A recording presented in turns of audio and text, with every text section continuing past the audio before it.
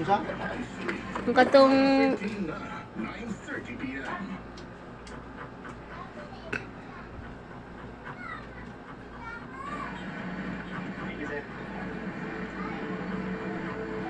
Uy, ito yung mga pulis ah.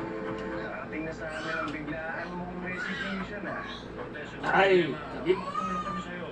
Kasi balita namin, wala ka naman ito pinigil na rasyonanteng dahilan. Huwag ka magbibitaw sa servisyo. Napag-uusap na kami ni Colonel. Ang De. importante, tinanggap na niya yung resignation. Teka lang, Cortez. May kinalaman ba dito si Dinagi ba?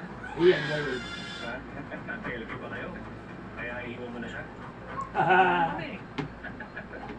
Pinabulaanan ko na yung chismis na kumakalat dito. Walang namamagulan sa amin ni Victor. Alam mo, Cortez, kung malikot lang ang utak ko, pag-iisipan ko na kaya ka magre